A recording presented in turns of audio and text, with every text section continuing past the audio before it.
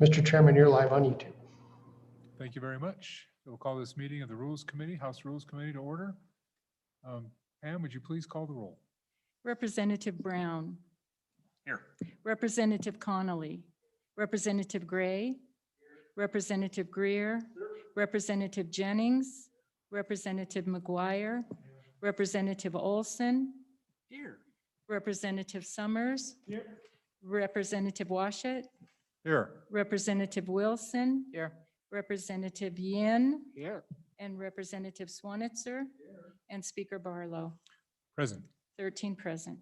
Thank you very much. Pam, any announcements or anything we have to do? Just the agenda before us, the bills?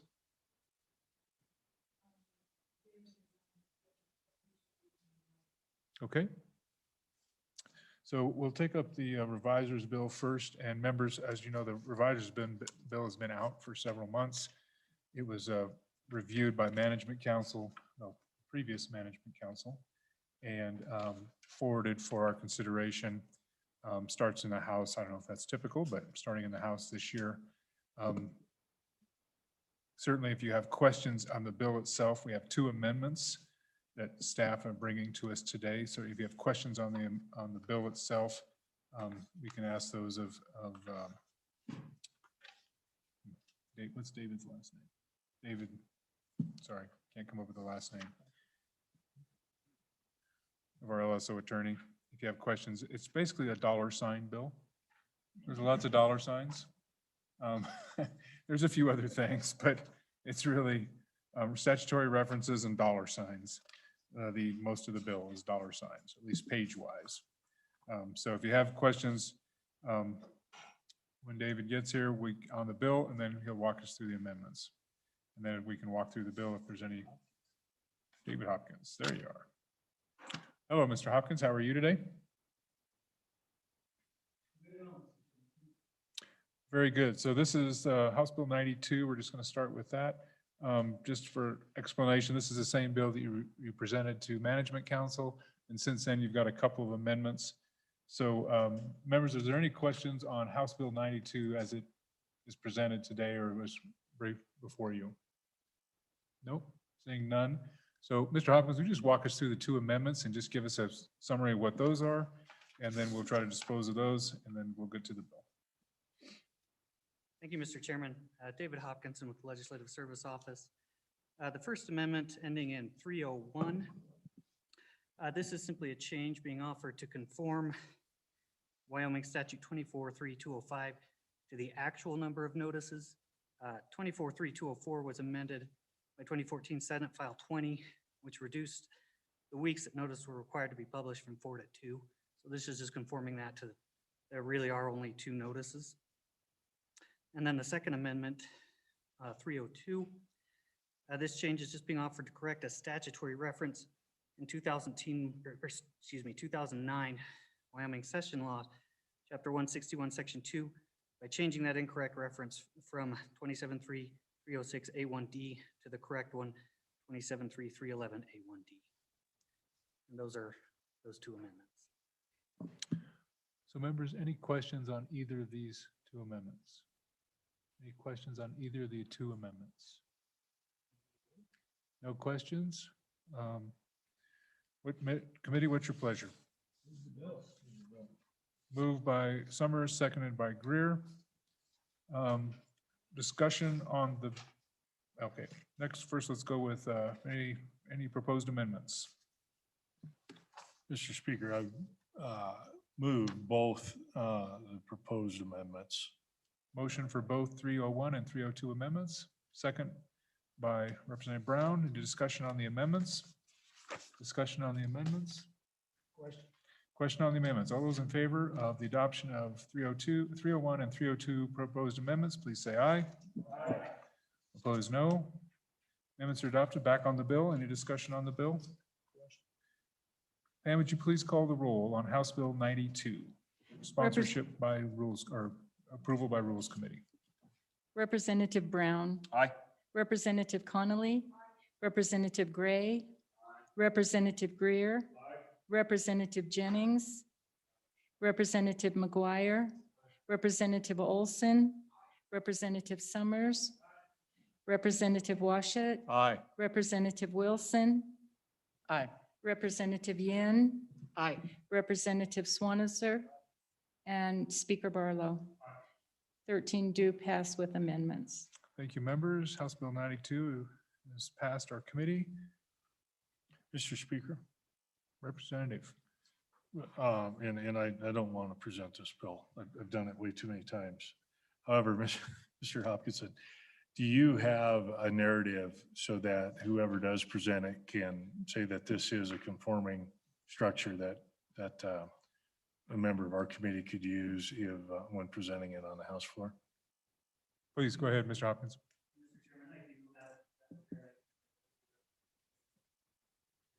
Whoever's chosen. Oh, that's not a bad idea. Well, I know who's unchosen. Thank you, Mr. Speaker Pro Tem. Thank you, Mr. Hopkins. I think that's all we have for you, so I appreciate your time. Thank you very much.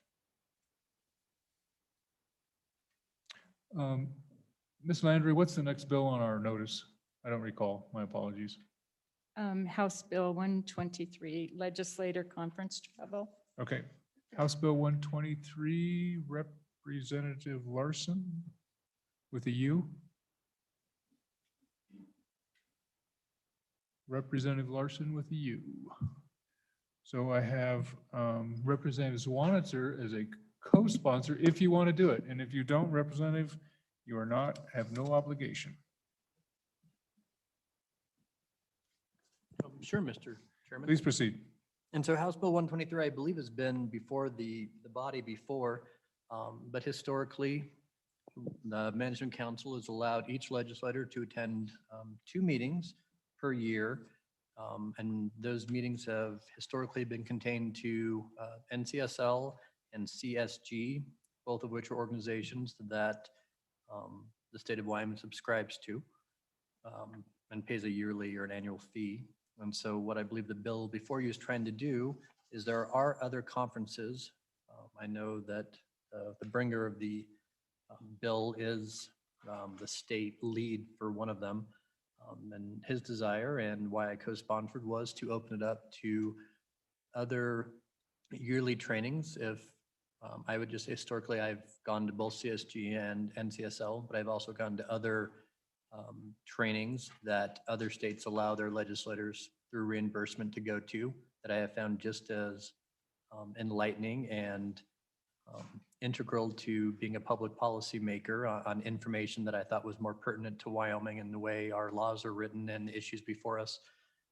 And so the bill's intent is to allow a legislator to ask Management Council for permission to use their 2 designated meetings, should they choose to use them both, to go to a conference or an event that would, on page 2, lines 13 through 16, improve their legislative skills and knowledge, assist with the consideration of policy questions, or help develop a relationship with other legislators or individuals that work with legislatures.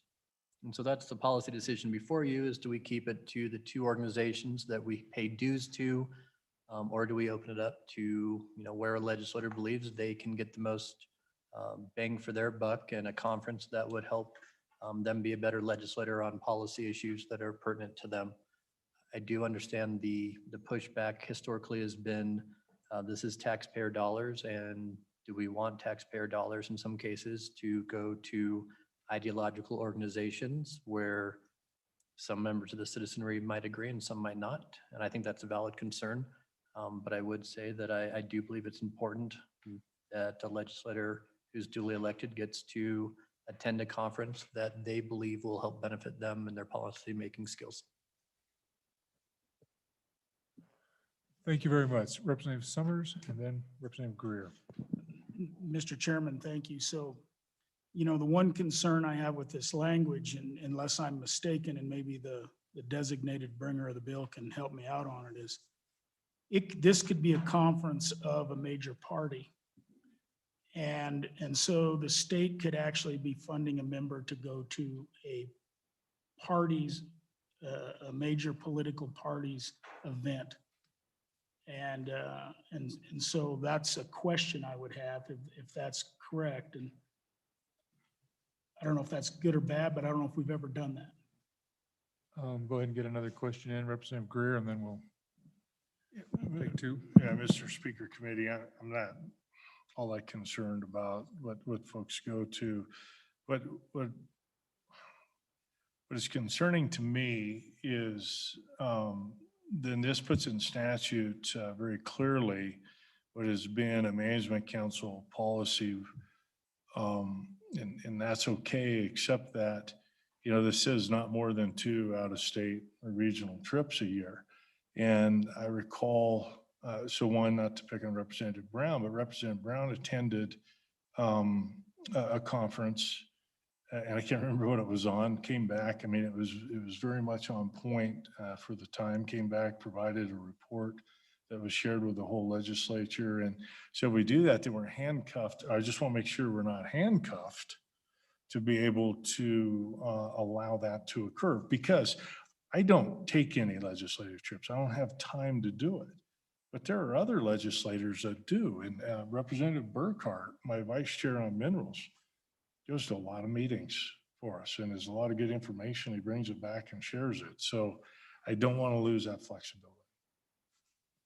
Thank you very much, Representative Connolly, and then we'll go to Representative Wilson. Thank you, Mr. Chairman, and just kind of following along with the same kinds of questions. I am curious about then the role of management council in terms of these trips. We let, for example, last year, we said 1 trip. And we're going to have in statute that it's 2. I'm just curious about, again, putting something like this in statute. Representative Wilson, and then the sponsor is here. If there's any, we'll get a couple more questions, and we'll go to the sponsor, see if he wants to add anything in. Thank you, Representative Mr. Chairman. And now that the prime sponsor is here, we can maybe get some more information on this. But so the fiscal note says no fiscal impact. And so back when I went onto appropriations, I was at the time actually vice chair of an NCSL committee, but I stopped attending because appropriations met in December, and I mean, I couldn't. And then the budget was so bad that even though my piddly little, $800 was nothing against our deficit, I didn't go. So I guess I would just like to get a sense, if we know, of how much of our budget has been spent, in this, how many trips are actually going, how many people have stopped going like I've going. And so this isn't necessarily a bad thing, but if this now opens it up so that people say, well, I didn't like NCSL, I didn't like CSG, but maybe I will use my couple $1,000s worth if I could go to something. I guess I would like to get a sense of the fiscal impact of it. Thank you, Mr. Chairman. Thank you. Representative Larson, welcome. So Representative Zwanitzer presented the initial part of the bill. So you've heard a few questions. I want to give you a little time to hear questions. So anything you'd like to add to the presentation or your desire to have the bill and respond to any questions you may have heard, please proceed. Mr. Chairman, I have to apologize for being late. I thought we were taking another bill up before, and I was goofing around. Just to go with a couple questions I did hear, I did get some numbers, and maybe LSO will correct me if I'm wrong, that in the last 5 years, not counting last year, the average spent was like $95,000. A high in 2015 of 132,000, and then a low in 2018 of about 69,000. So that kind of gives you an idea. Looking through them, it averaged about $2,000 per event. And I guess we've probably gone through the bill already. I would sure entertain a motion or an amendment if the committee so desired that, you could have not more than 2 trips unless you went and asked the management council if you could go to more. And I think currently, if you're not going to specific events, then you have an opportunity to do that currently. That's kind of what I've heard. I do have some other events that I thought were interesting. Some of them we already go to, the NCSL, CSG, energy states, I think would be kind of nice to have other people go if they could. You know, I don't know if that's something you'd have to ask or not, but I know quite often 5 or 6 seem to go. I would guess it's the committee members and alternates. Foundation of Government Accountability would be one I went to. There's the Federalist Society I've heard some have gone to.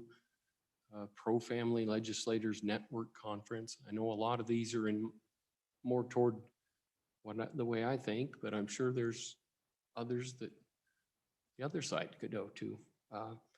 There's a Young Legislators Program. I know some of our legislators in the past have gone to that. I don't know if they're funded by grants by somebody or not, but I just think this would be good. The first year or two, I went to a couple, and ever since I probably haven't gone to NCSL and CSG. I don't get much out of them, and I think that's my thoughts. Thank you very much. Any questions for the presenter, Representative Brown? Thank you, Mr. Chairman. To the bringer of the bill, I guess I'm kind of curious, as you just stated, some of the organizations you mentioned as being ideas.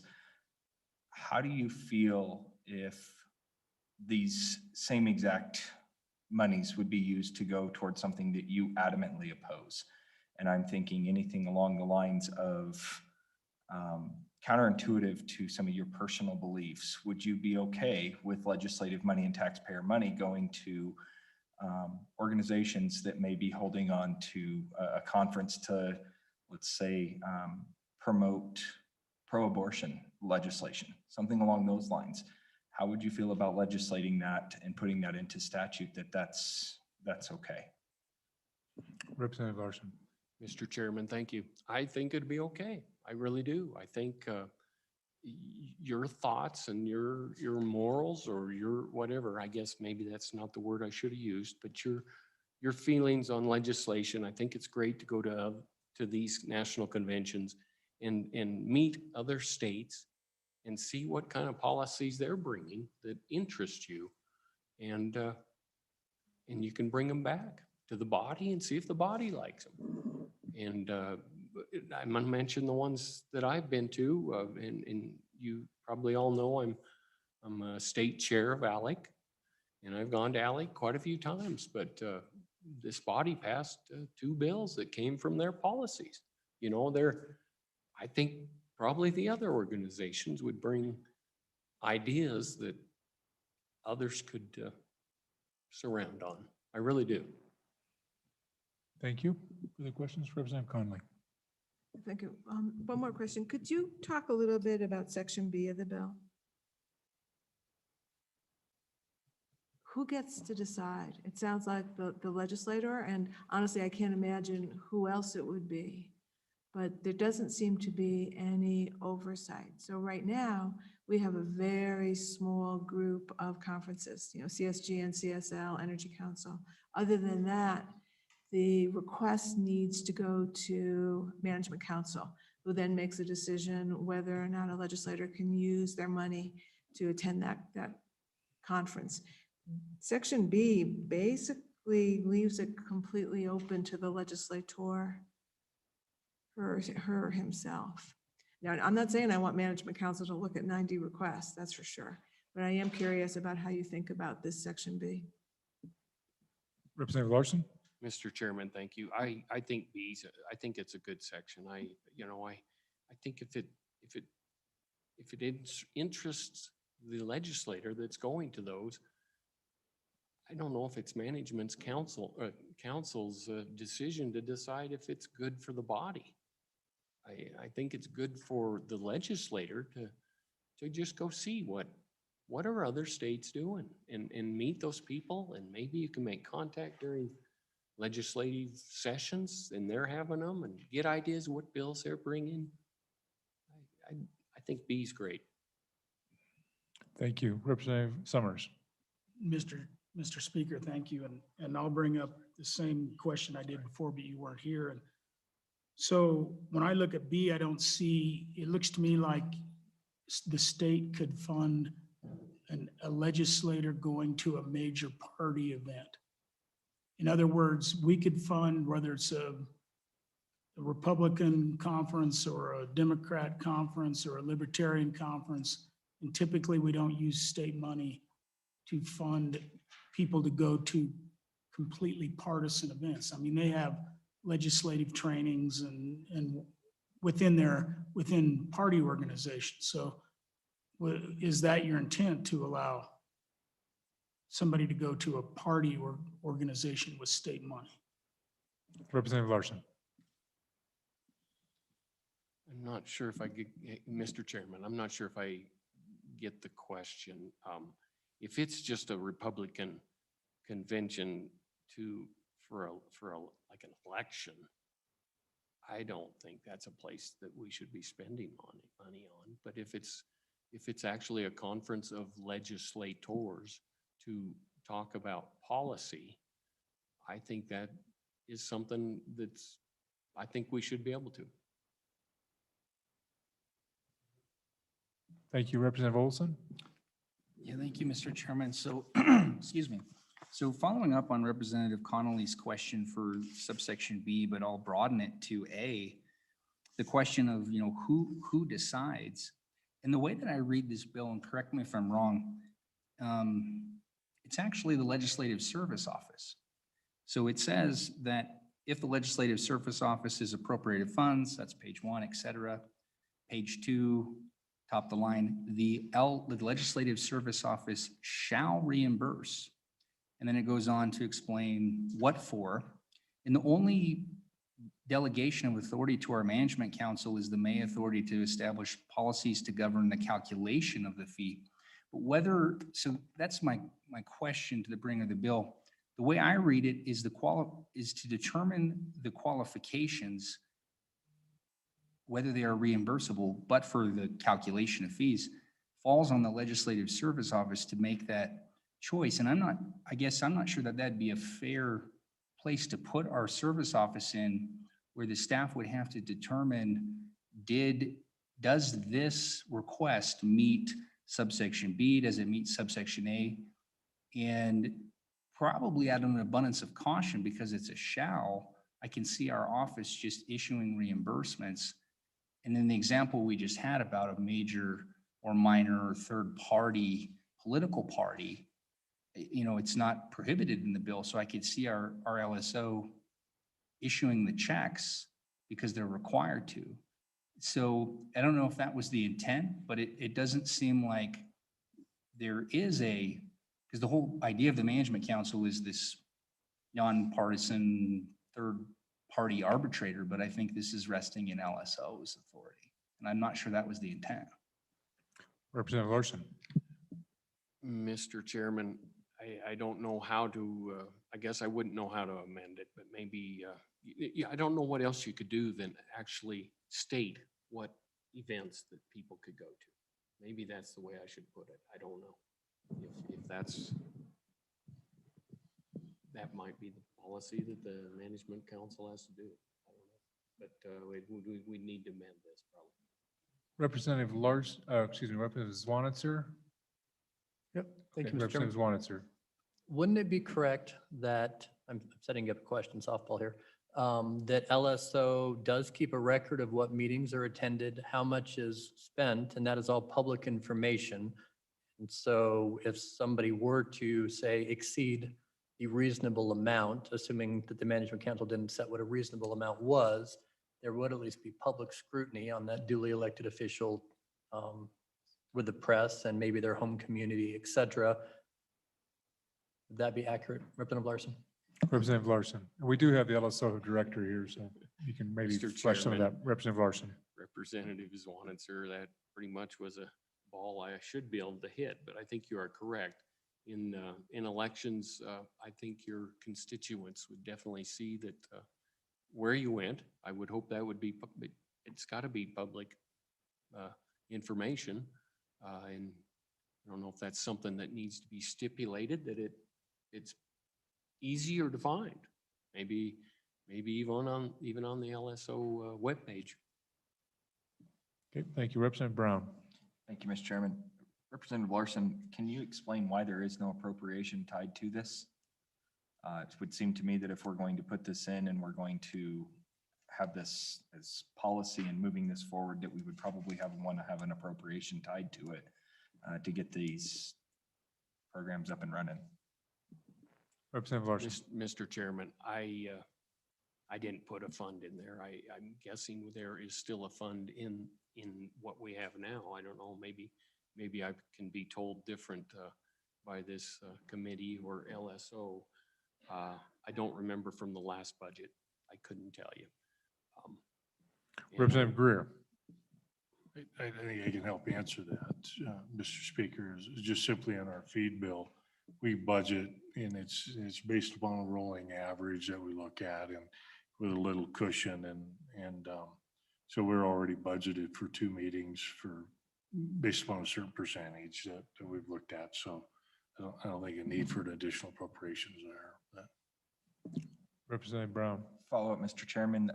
So I get that. What my concern is as Representative Wilson said earlier, we cut back, or maybe it was even Representative Connolly, we cut back to 1 this past year in an effort for budget cuts. But here in this bill, we're looking at saying back up to 2 right away. And so there's going to be a shortfall in that budget, I would imagine. And I guess that's my concern, is that we're saying you can go do 2 in a year, but we cut our budget in the feed bill. Management Council pulled that off in the past year. So I guess that's kind of where my question was going.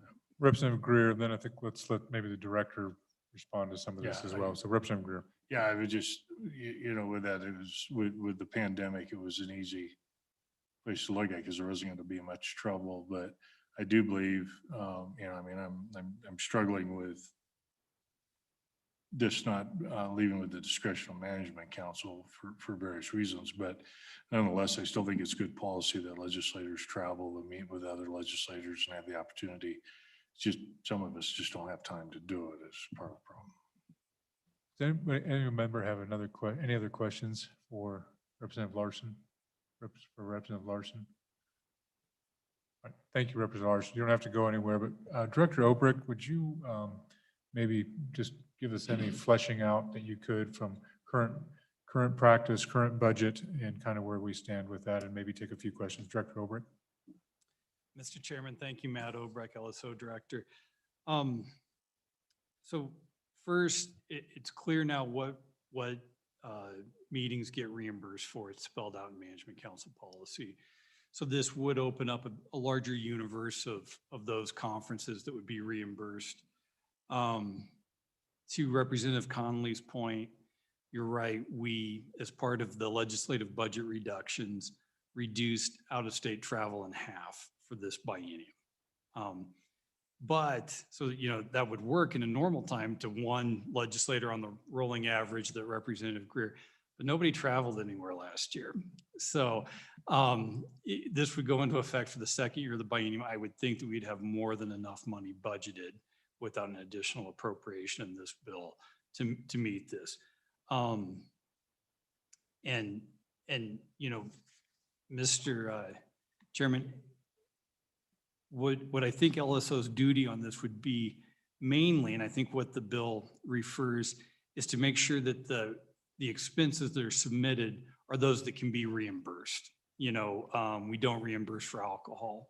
Anything that seems to be extraneous, a souvenir, things like that, we wouldn't reimburse for those expenses, but we would not actively insert ourselves into the business of determining whether the trip complied with the requirements of this act.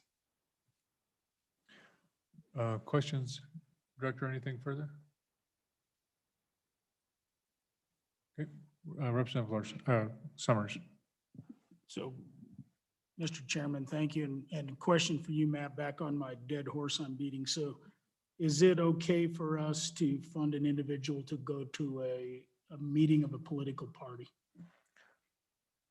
Director Obrick. Mr. Chairman, you're asking a legal question of whether you can use public funds for a purely partisan activity. And when that question has come up in the past, we've opined that you cannot actually expend public funds for for a purely partisan activity. Okay, thank you. Any other further questions for Director Obrecht? Further questions for Director Obrecht? Representative Zwanitzer. Thanks. And it's maybe a historical question. In your tenure, if you know, has anyone ever come to management council and asked for permission to be reimbursed for a trip that was not a CSG or NCSL? And how did that work? If a request were to come in now, how's it historically, or how would it be treated in your opinion? Director Obrecht. Mr. Chairman, Representative Zwanitzer, happens all the time. So you just get 2 pre-approved trips per year, and those trips can be to any of the organizations to which we're a member, NCSL, CSG, Energy Council.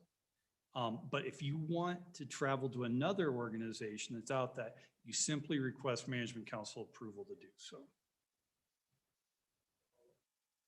Representative Zwanitzer. Would it be correct if push came to shove, you would need a majority vote of management council to approve that trip?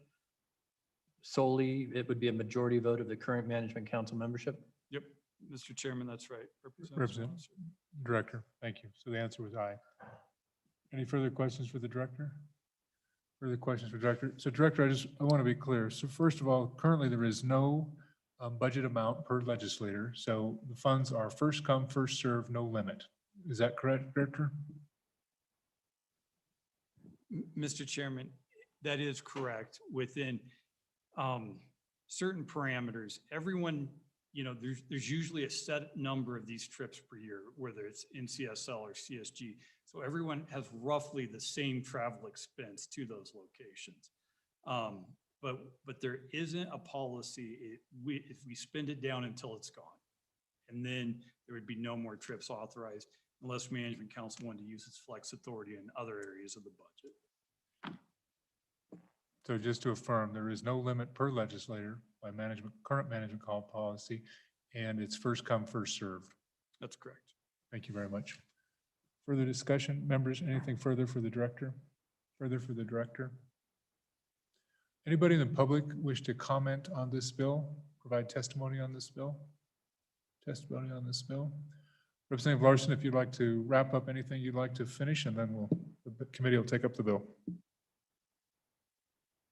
Mr. Chairman, no, I think it's a good idea to allow these legislators to go to things that would interest them more and to gain knowledge and visit with other legislators from other states. I really think it's a benefit to the whole group. Good. Thank you very much. Further questions from the committee? Committee, what's your pleasure? Motion by Zwanitzer. Second. Second by Summers. Members, any amendments on page 1? I'm just going to walk through the bill and then we'll have discussion. Any amendments on page 1? Page 2. Representative Brown. Page 2, line 7, management council may, I would strike may and insert shall. Line 7, strike may, insert shall. Is there a second? Second. Motion is second. Any discussion on the amendment? Discussion on the amendment? All those in favor, please say aye. Aye. Those opposed, no. Amendment is adopted. Further amendments on page 2. Representative Summers. Mr. Chairman, I would go to line 17 after the period, and I would put in there, no individual shall be funded to attend a conference of a major political party. There's a motion. Is there a second? So I'm just going to try to restate it.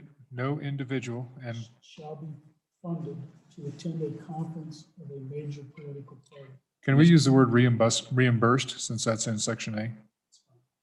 Mr. Chairman. No individual shall be reimbursed for travel to a major political party. Mr. Chairman. There's a second somewhere. I would Yes. offer a friendly amendment to maybe something along the lines of partisan. But major political party, I don't know that would include a third party political party. I don't know, constitutional, Green Party. I don't know if partisan captures it. I think it does. So the motion and the second agrees to that? I don't know who the second was. Sorry, second agrees to that, so partisan. Pam, do you kind of have that lined out? It would be helpful if you repeated it. So if you No want to, individual no individual, shall be, when you wanted reimbursed to attend a conference of a partisan party? Partisan organization. everybody understand where we are with the amended amendment? Mr. Chairman, Yeah. Can I do Ms. a- Auditor. hopefully a friendly amendment, just make it legislator instead of individual in keeping with the rest of the language in the statute. I don't know if there's a big difference, but the rest of the statute talks about So legislators. strike individual, add legislator, clarify. Pam, you have that? Yes, I do. Thank you. So you have an amendment before you with an amendment on line 17 after the period, no legislator shall be reimbursed for attending a partisan, To attend a conference of a partisan organization. attend a conference of a partisan organization. Everybody clear on the amendment? Clear on the amendment? Voting on the amendment as amended and re-amended and amended again. All those in favor, please say aye. Aye. Those opposed, no. Amendment is adopted. Further amendments on page 2. Further amendments on page 2. Guess there's nothing else. Any discussion on the bill? Mr. Chairman, if nobody else is going to offer an amendment, I'm going to offer another one. Yes, Representative? Mr. Chairman, thank you. So I would go to line 3 and say travel, so this is, people can wordsmith it all they want. Travel expenses to attend not more than 2, then comma, unless approved by management council. And then continue on. So there would be a comma after the numeral 2 in parentheses, unless approved by management council, comma, out of state, regional, or national conferences in any one year. Everybody there's a motion by Summers, second by Greer. Pam, do you have that? Yes. Director Oberg, you have a comment? Mr. Chairman, maybe just make it at the end of line 4. The end of line 4, does that work better? Yeah, that Okay. sounds really good. Okay, so it's a replacement. The motion is the same. Location is changed to the comma after year on line 4, and then unless approved by management council. Pam, are we good with that? All right, any discussion on that amendment? Discussion on that amendment? Representative Gray. Yeah, thank you, Mr. Speaker. So we're going to allow someone to potentially attend 3, 4, 5 of these with approval of management council? Just trying to make sure I understand the amendment. If that's true, I'm opposed. Thank you. Representative Summers, since you made the motion, you can speak to that. Mr. Chairman, thank you. Currently, we allow legislators to attend 3 if it's approved by management council. So if this is a policy, yeah, I think, yes, we do. On the amendment, further discussion on the amendment. All those in favor of the amendment, please say aye. Aye. Those opposed, no. Amendment has been adopted. Further amendments on the bill. Further amendments on the bill. Discussion on the bill. Discussion on the bill. Representative McGuire. Thank you, Mr. Speaker. My comment would be that unfortunately, the timing, due to the timing, the optics are just poor on this particular bill. And I would also add that give people an inch and they'll take a mile. Right now, we have a policy that has been scrutinized and has been defendable. What if, for example, I wanted to go somewhere where they offered continuing legal education during the conference? Right now, the CLE that I get costs me about $350 a credit. If I go and get 10, 15, 16 hours of CLE, all of a sudden I am personally benefiting. And maybe I'm doing that not so much to increase my legislative knowledge, but because I need to get my CLE and I can kill 2 birds with 1 stone. I think that we are opening a Pandora's box And we will simply open the door for us to be criticized. And the end result of that criticism will be all legislative trips will be canceled. Thank you, Mr. Speaker. Thank you very much. Any further comment? Further discussion? Representative Gray? Sorry, Representative Gray. Thank you, Mr. Speaker. And I'd like to echo that point. I'm gonna be voting no on this. My position is I think we should defund all this. I mean, I don't like the CSG and NCSL are currently being funded. I know there's talk about bringing an amendment on the feed bill. And I think rather than go in the opposite direction, and we should just not be funding these, especially with the budget issues we're having. So I've never been to one of these. I'm not thrilled about these. I'm gonna be voting no. I mean, I think if someone does want to go, it should be on their own. So thank you. Thank you. There's somebody down here that, okay, Representative Zwanitzer, my apologies.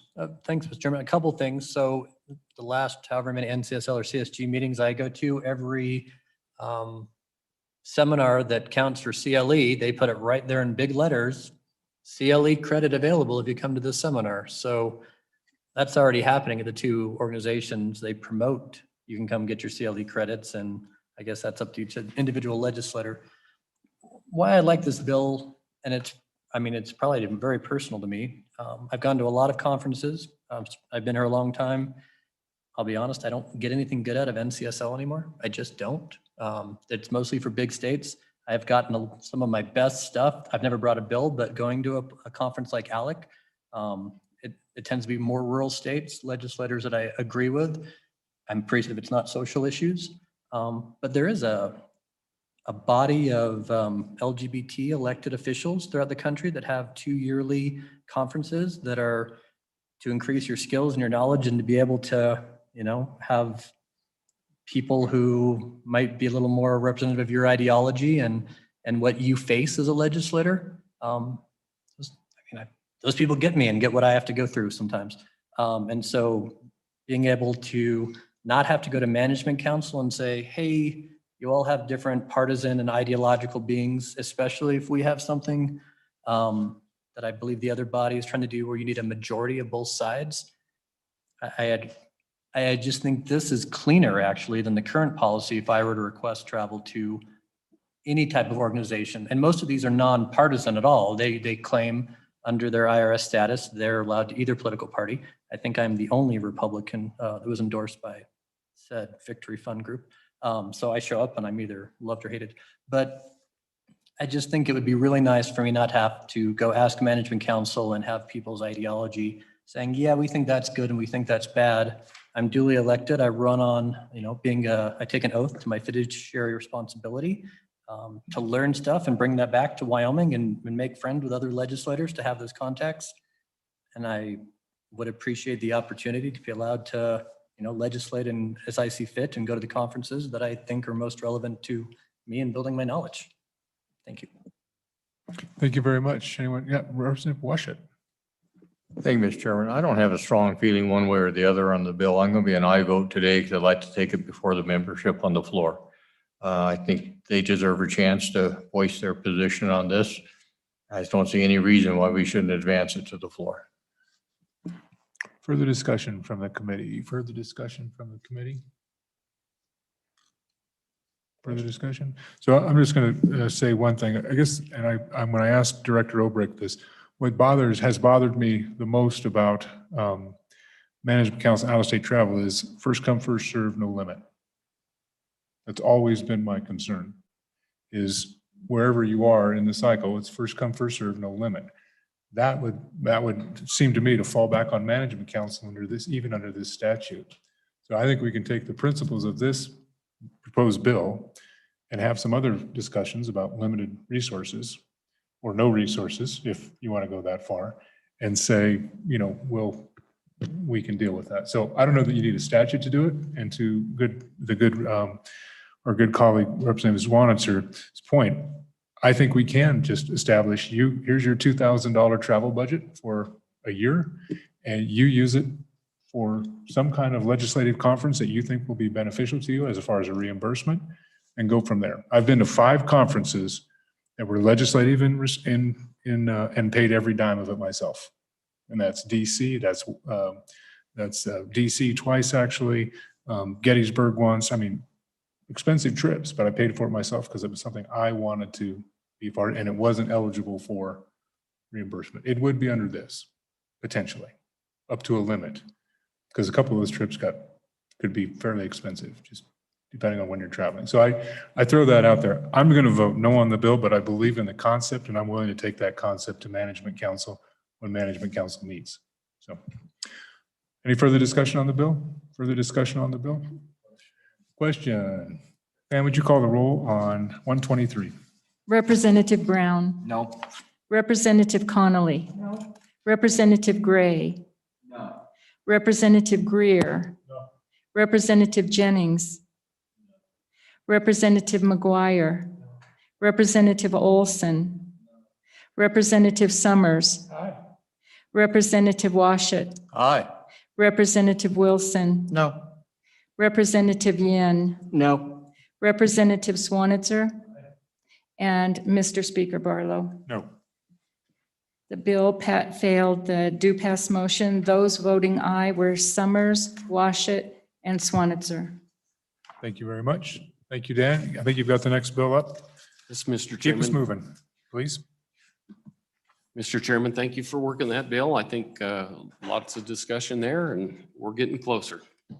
I think are we on House Bill? Yes, House Bill 36? 36, please proceed. Thank you, Mr. Chairman.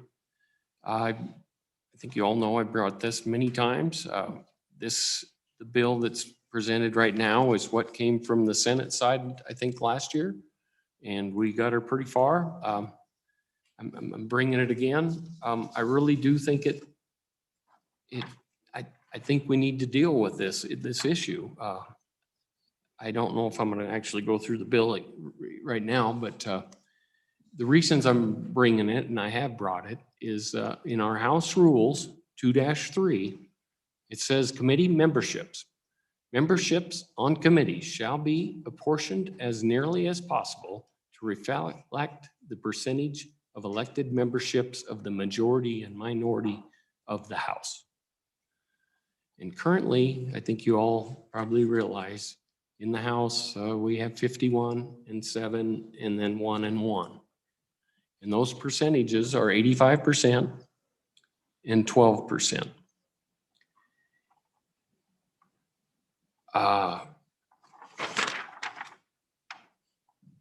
And current makeup of the Management Council from the House is 57% and 43%. So as you can see, there's a big discrepancy there. 85% compared to 57 and 11%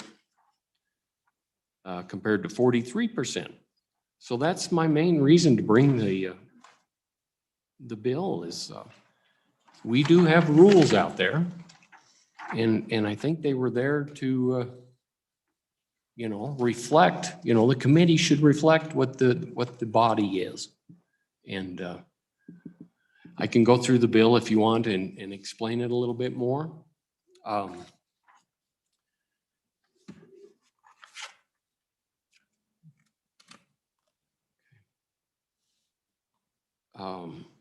If you go through here and start out on 28.8.102 Management Council membership, and it tells about the vacancies and meetings.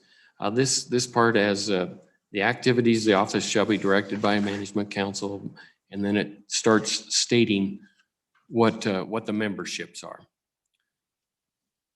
So on the Senate side, which would be the first part, you have the President, Vice President, Majority, so there's 3, and you have the Minority Floor Leader, which would be 4.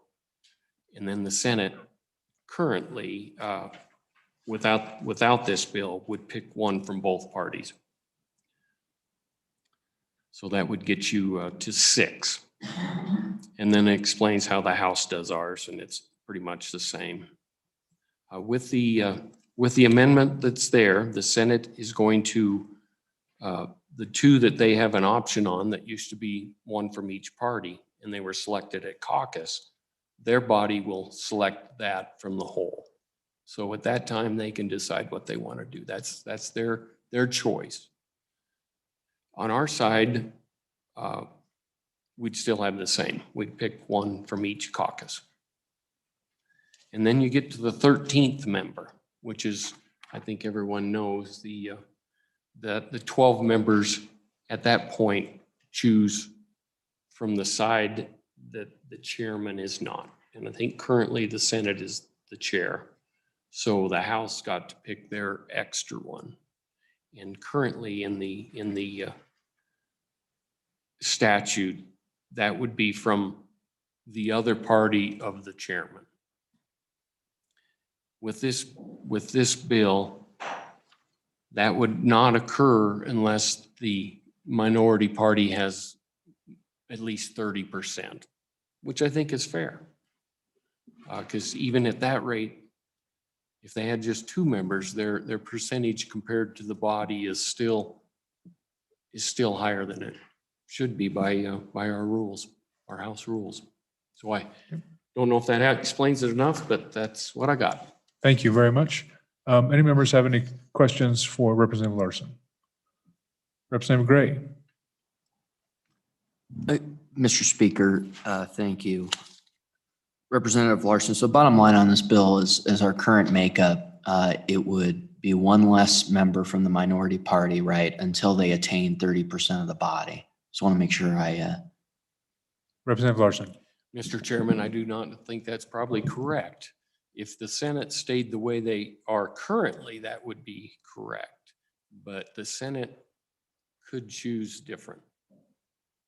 They didn't have to choose from each caucus. They're 2 other members. Representative Gray, do you have a follow-up? Thank you, Mr. Chairman. So it would actually affect 2 members, right? On the House side, it would be 1, and then on the Senate side, it would be the second one, correct? Representative Larson. Mr. Chairman, it depends on what the Senate does, but you're probably correct. That's probably what would happen. Representative Brown, then Representative Summers, and then I'll come to this side.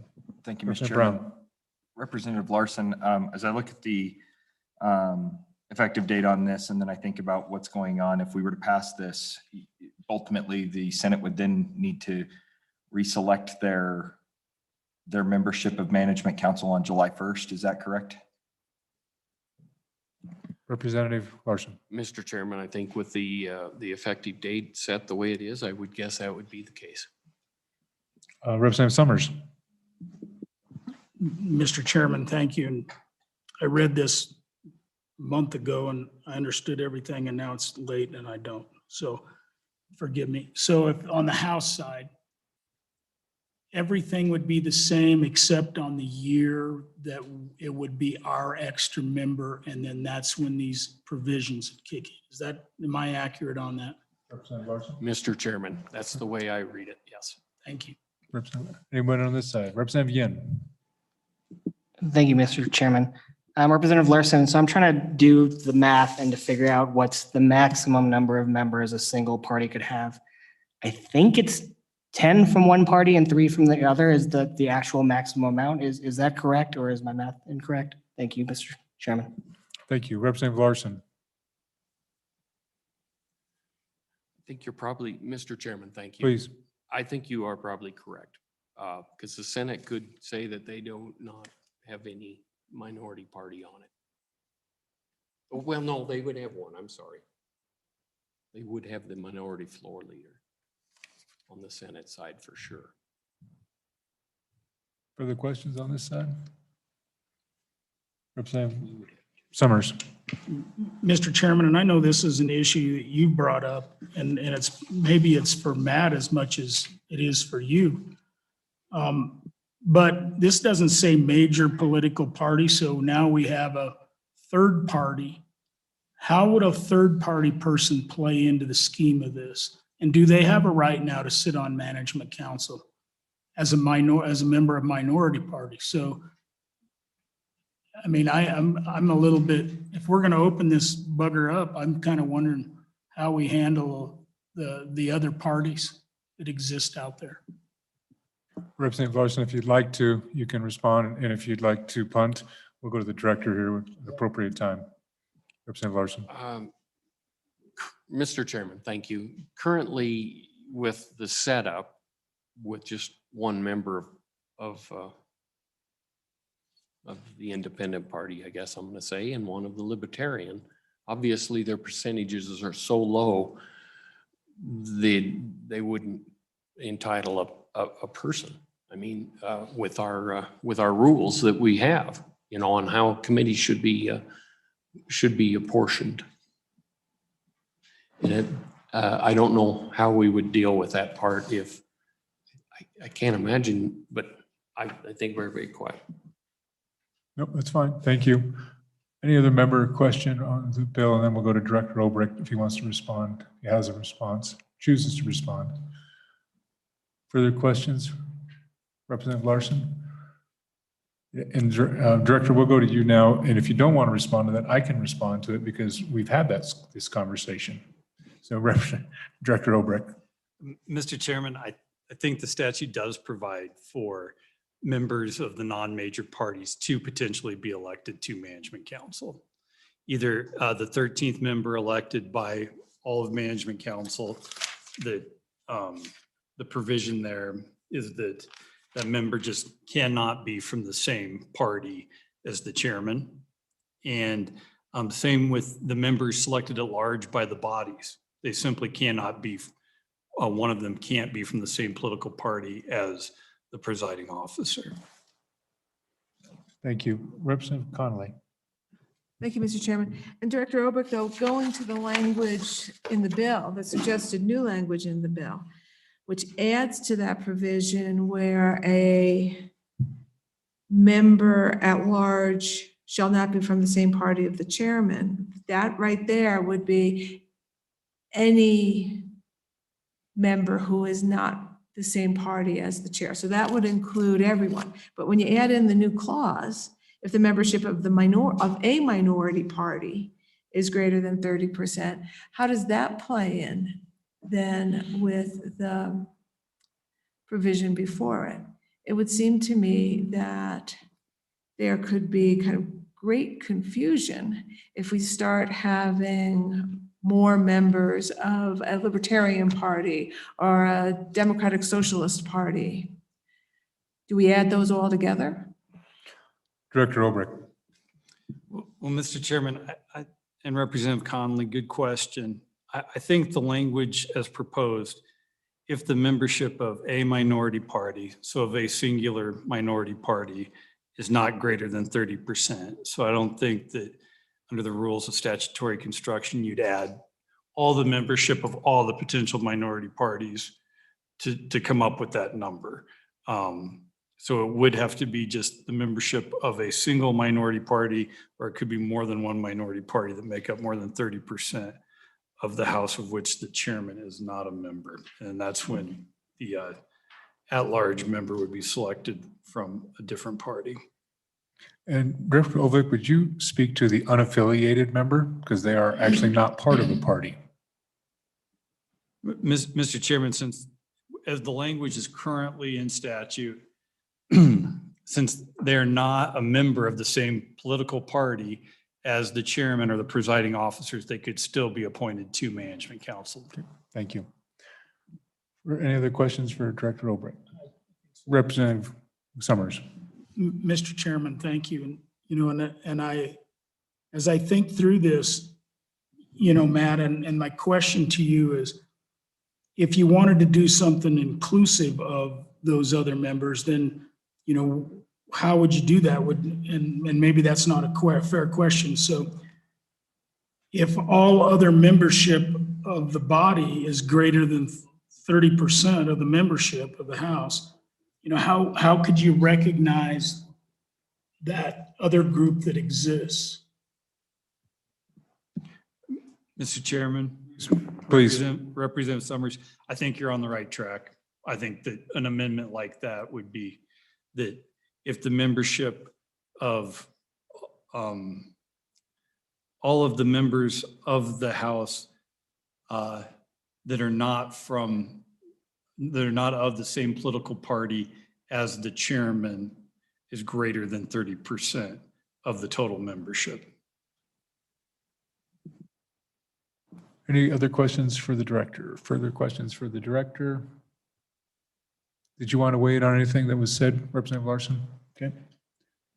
So I mentioned that I have had this conversation after the general election, and we had, basically four, one affiliated, one minor party, and two major parties, one a majority and one a minority. So we get into actually how we define parties as well. And so in statute, so there's several things that are moving here, both minor party, major party, and majority party, minority party, and how they might interact. But so we are where we are. Any other questions for Director? Any member of the public want to comment on this bill, provide testimony on this bill? Seeing none. Oh, there's Representative Sweeney.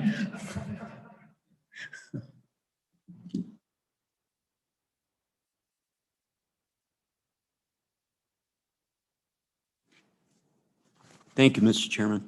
So I just remember back a few years ago and going to a combined management council meeting late at night down at the Jonah building when the Senate walked out. And if it wouldn't have been for the minority party having backed up the majority party on the House side, we would have probably lost our position in the House at that particular night. My point is that I'm a Republican, but really my party in general doesn't see me or view me that way a lot of times. And a lot of times I feel like a minority party member, and not of the minority party that's represented here today, but I fear we may be heading down a pathway where sometimes moderate voices need to be heard and should be valued, even though myself, as a moderate, it's not seen that way from the very conservative nature. So I guess I'm speaking more in favor of the current makeup, and that's coming from a moderate point of view because I hate to see us go too far astray from what we currently have, if any of that made any sense. But Thank you. Any questions for Representative Sweeney? Representative Olson. Mr. Chairman, I just want Representative Sweeney to know that I see him. Thank you. That's touching. Next, anybody else? Thank you, Representative Sweeney. Anyone else? Any questions for Representative Sweeney? All right. Anybody else want to testify on this bill? Testify on the bill? Seeing none. Committee, what's your pleasure? Move the bill by Gray, seconded by Greer. All right, let's walk through the bill. Page 1, amendments. Page 1, amendments. Page 2, amendments. I've got Representative Wilson first. Thank you, Mr. Chairman. I would have a motion on page 2 on line 18, and I think I have managed to craft this out okay, to take into consideration not just, one libertarian, but maybe 2 libertarians, a green and 3 constitutionalists or something in 5 years. So on page,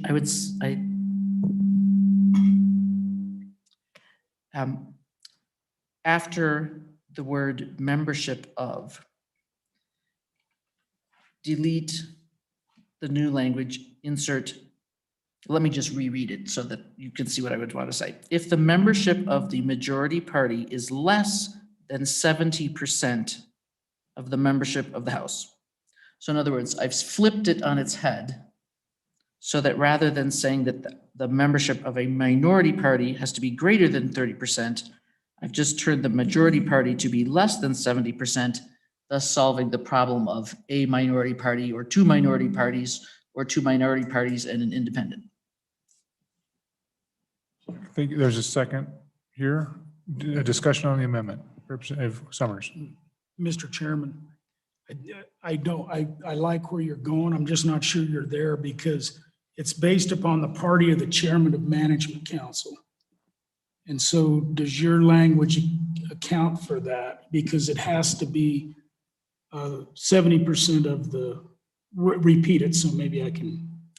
Well, and thank you, Chairman Mr. Chairman. Wilson.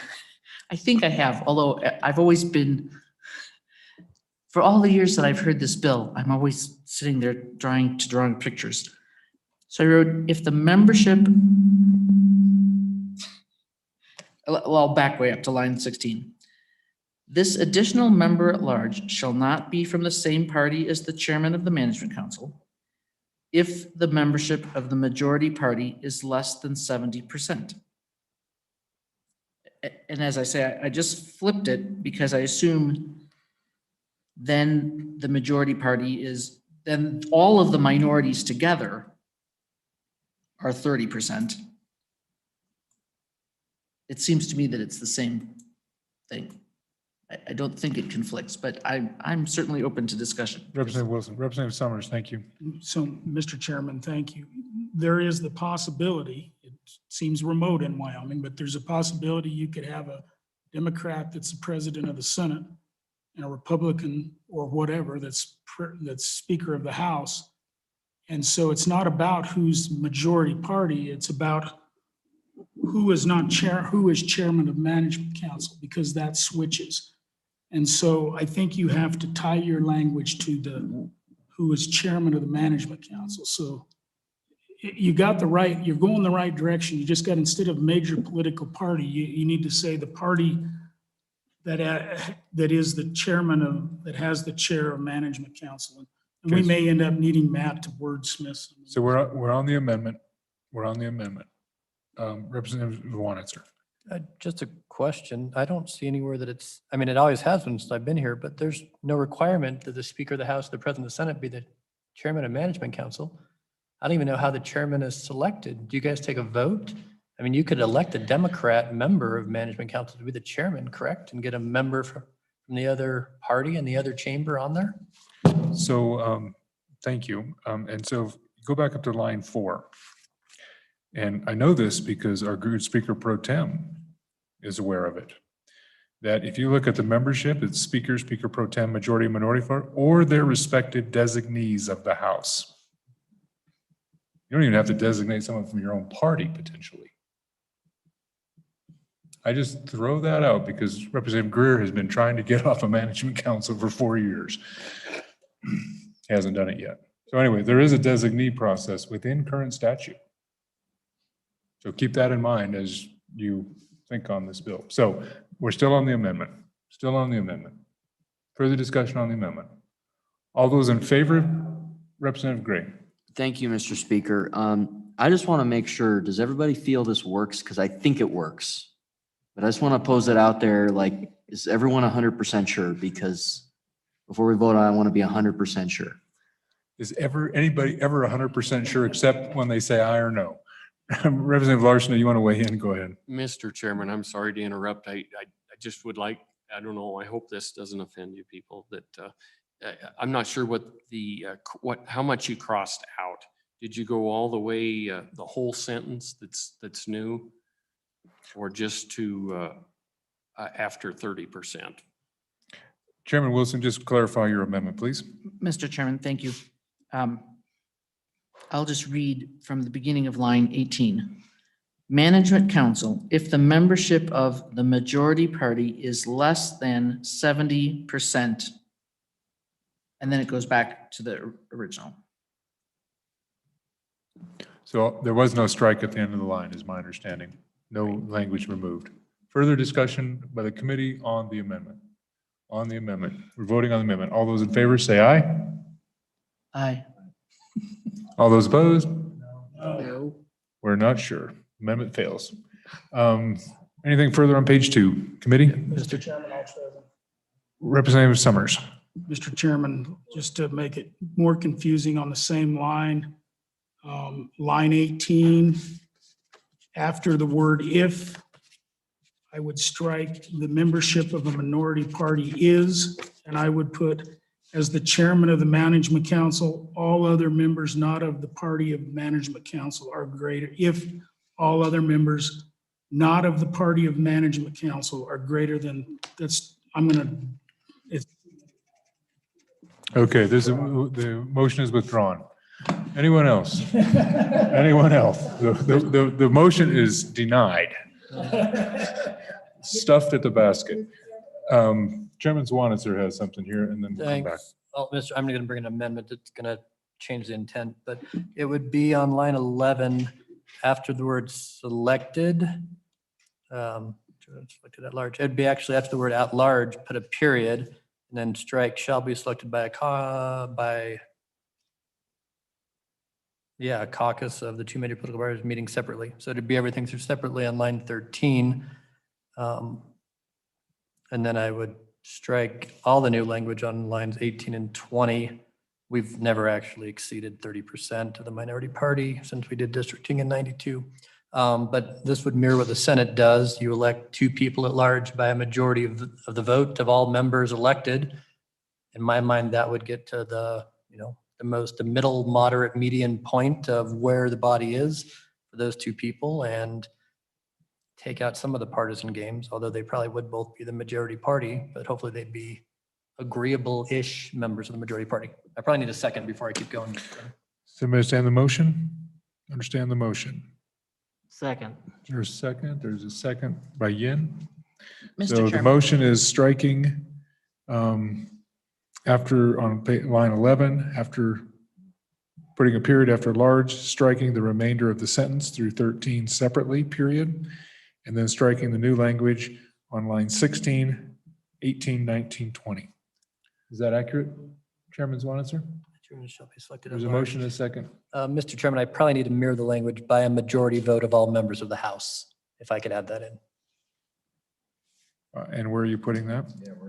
After large, because the sentence. Instead of saying, so it would say selected at large by a majority vote of all members of the House. So it'd be the exact same language the Senate has. Oh, okay, Senate language from Donovan. Okay, thank you. Put that there. There's a motion and a second. Discussion on the motion. Discussion on the motion. Representative Gray. Yeah, thank you, Mr. Speaker. I'd urge a no vote on this. It changes the whole intent of the bill, I think, way I look at it. I'd urge a no vote. Okay, further discussion on the amendment. Further discussion. Further discussion. Everybody understand the amendment? So we're basically making the Senate language, mirroring the Senate language with the House language. That's the way I understand it. We'll get the wordsmithing right. All those in favor, please say aye. Aye. All those opposed, no? No. Okay, motion fails. Further amendments on page 2. Further amendments on page 2. Further amendments on, any amendments on page 3? Amendments on page 3. Discussion on the bill. Oh, Representative Yin, my apologies. Amendment? For discussion on the bill. Okay, discussion on the bill. No amendments. Discussion on the bill. Representative Yin, Representative Conley. Mr. Chairman, so I was trying to figure out maybe the legislative intent of the creation of management council. So I went back and looked at the 1971 session law, chapter 113. I can send it to people if they really so choose. Essentially, it had the same, pretty much the same breakdown where it tries to make it pretty even across the board between House and Senate and between parties. They had 11 members instead of 13, not super important. But the intent that spoke to me the most is actually still in the bill right now in law, which is on page 3, lines 2 to 6. The members of management council shall be the legislative representatives in directing the day-to-day functions of the office, and the entire membership of the legislature shall still have ultimate control and supervision over policy of the office. So the office being the legislative service office. So the creation of Management Council was with the creation of LSO because Management Council manages LSO. And I think the concern here where if we make it possible that 10 members can be of the majority party, where you have a supermajority of one party, you have the concern where that single party can essentially tell LSO whatever it wants to do, including deny resources to the minority party. And I think that's ultimately my concern if we make it a supermajority in Management Council, is that the overseeing of LSO is specifically meant to be bipartisan because LSO is meant to service all members of the legislature. And if we make it if we make it possible to deny service to other members of the legislature, I think we're going to have a very dysfunctional government. And ultimately, I think we can talk about whether expansion of the powers of Management Council over time has been too much. And I think, sure, we can figure out how to rein that in. But I think the primary function of Management Council was to control the Legislative Service Office, which is meant for all legislators. And if we start making that a supermajority management from one party, we're going to have issues. So I'll be voting no on the bill. Thank you, Mr. Chairman. Thank you, Representative Connolly. Yeah, thank you, Mr. Chairman, and I too obviously will be a no vote on here. But I want to start with a couple of things that the good representative who brought the bill, and he read from our rules to start with about committee composition. But one of the things that strikes me is this is not a committee. Management Council isn't a committee. It doesn't have the name committee to it. It's called a council. And I want to go back to what Representative Yin was talking about in terms of the kind of the original intent and the purpose of Management Council and then its composition.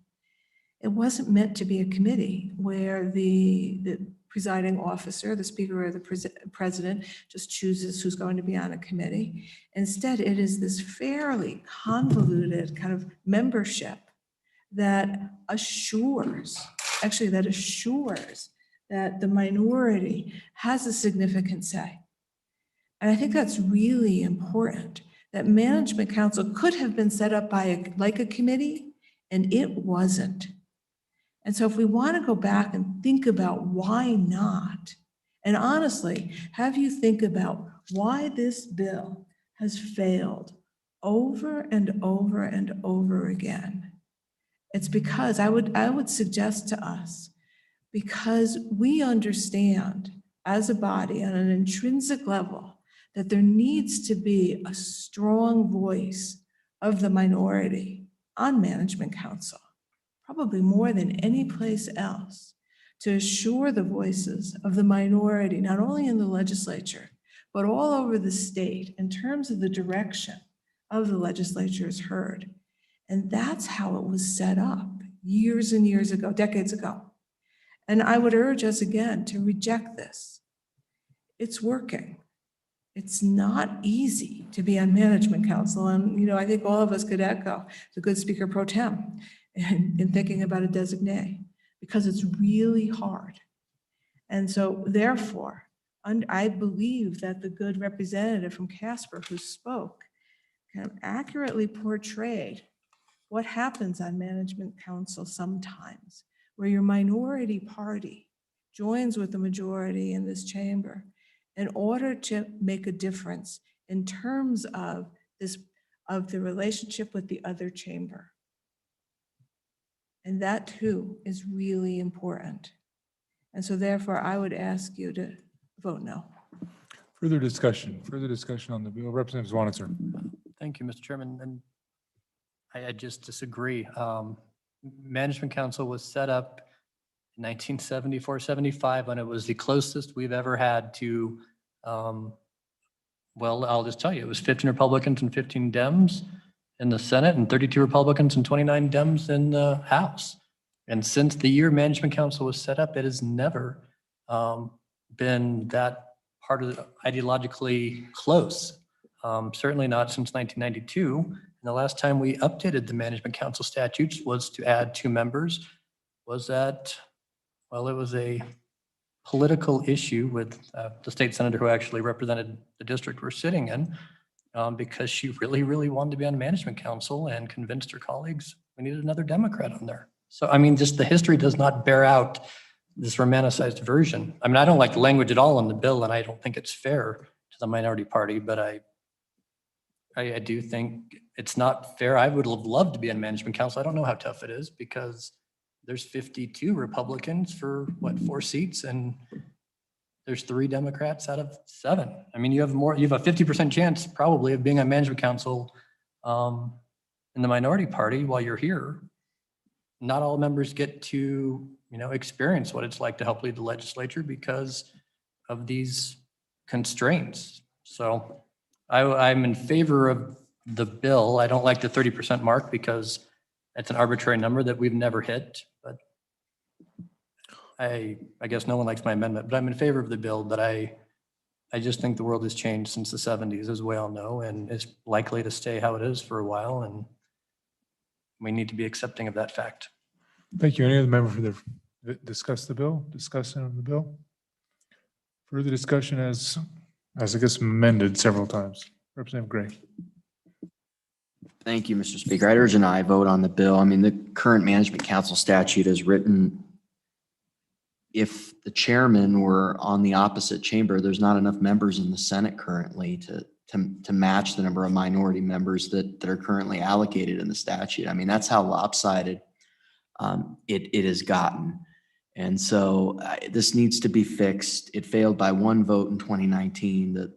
And I know there's a member that actually, the language, they understood what was going on. They said they would have voted for it. And so it just needs to be fixed. And it's just way too lopsided right now. Thank you. Further discussion. Seeing none. Pam, would you please call the roll on House Bill 36. Representative Brown. Aye. Representative Connolly. Representative Gray. Representative Greer. Representative Jennings. Representative McGuire. Representative Olson. Representative Summers. Representative Washit. Aye. Representative Wilson. Aye. Representative Yin. Representative Swanitzer. Excuse me? Mr. Speaker Barlow. No. The bill passes. The 3 voting no are Representative Connolly, Yin, and Barlow. Thank you very much. Committee, any other business for the good of the order? Pam, anything else? No. Thank you very much. We are adjourned.